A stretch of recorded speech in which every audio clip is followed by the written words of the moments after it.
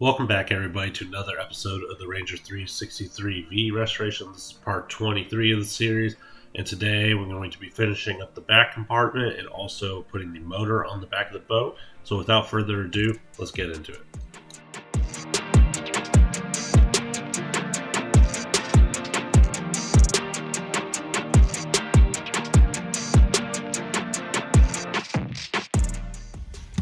Alright, so I want to walk you guys through my kind of thought process of what I got going on here and the challenges that I'm facing and the decisions I'm having to make.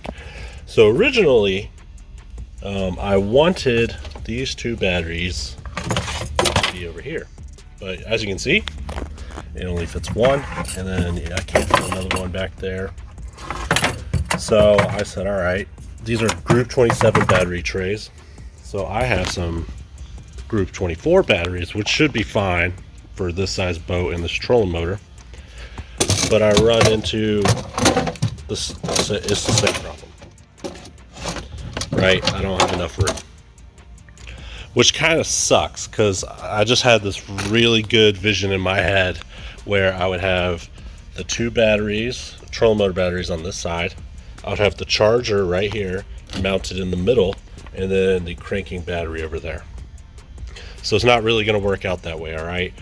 So this is kind of the new style, I guess. We're going to have all three batteries in a row. We're putting the two batteries in the middle, and then we're going to put this charger right here, I hope, on this wall. All right, so we're going to screw it into that wall. If the screws don't hold, I guess we can mount it down there. I'm not a big fan of that. What's nice about that, though, is I'll be able to, I need to find it, is run a plug like up here or out here so that you can just plug right into the charger and you don't have to like open the back compartment and pull it out. So that's what we're doing now. I'm here by myself right now, and I gotta wait for somebody to get here so that they can hold this. You know, it's light, but it's heavy. I would say this is, I don't know, maybe 30-40 pounds. So it should be roughly about the same weight as the battery. So we're getting pretty good distribution of weight here in the back of the boat. What would be super cool is if we put some lithium batteries, because we could put one 24 volt here and then have a 30 or a 12 volt there. But we're pricing ourselves out of ever selling this boat. So yeah, that's it for right now. I gotta wait for somebody to get here just so that I can hold this up and they can screw it in there, and we'll go from there.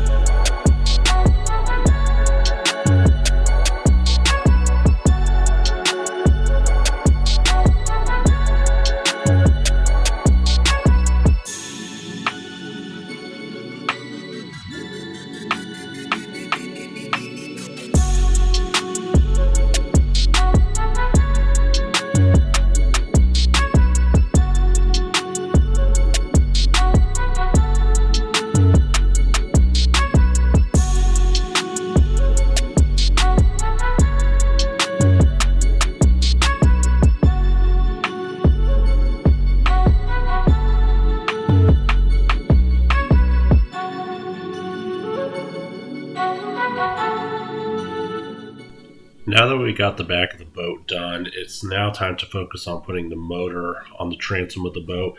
And if I was to do this all over again, I would start with the motor, because without the motor, you basically got a really nice canoe, and the motor affects the price so much. If you get a good running motor, you can ask for a little bit more money. If the motor doesn't work, then you can't really ask for much, because no one wants to fix an old two-stroke motor.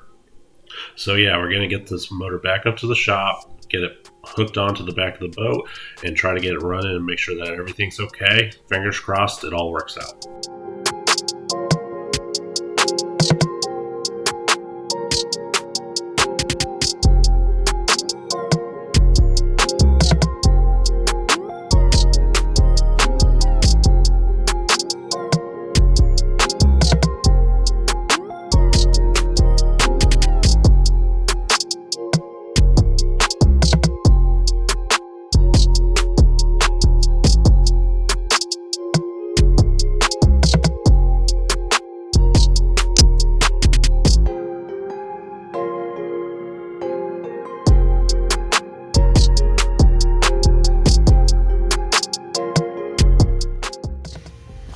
Alright, so we just took the spark plugs out. Obviously, gotta get some new ones of those. So we're just gonna check to make sure that it turns over. If it turns over, that's a good sign. It turned over when I bought it. So we're gonna give it a go here. Ready?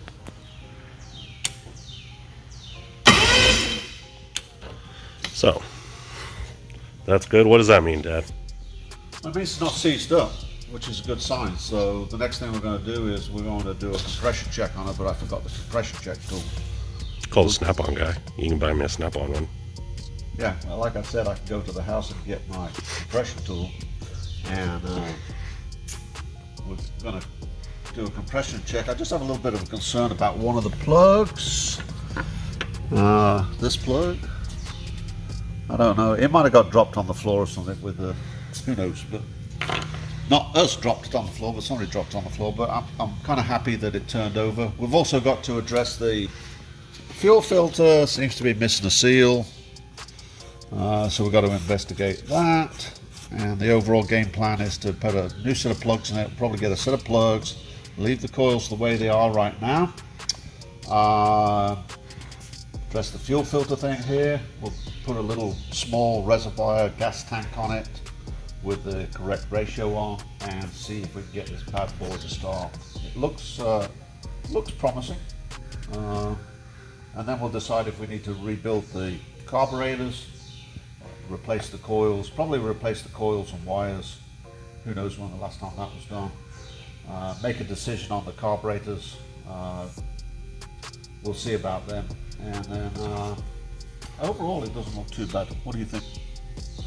As long as it goes fast, I don't care. No, I don't think this is going to go fast. No. Alright. But I think it'll go. And that's what's important. So anyway, so we'll get some plugs ordered. And sorry about the compression check thing, but we'll get back to you on that one. Alright guys, so that's it for this week. We've got the motor on and we've started taking it apart, which you'll see next week. We work on cleaning out the cars, making sure they're all right, and also kind of hooking everything up, replacing spark plugs. We got a bunch of stuff ordered. The trim seals are leaking. There's a bunch of water in the trim seals, so we're gonna make a video on that.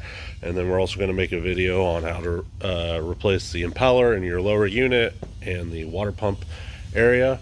But yeah, guys, if you liked the video, please make sure to like, subscribe, and check back next week where we get to work on this big old motor. Thanks, guys.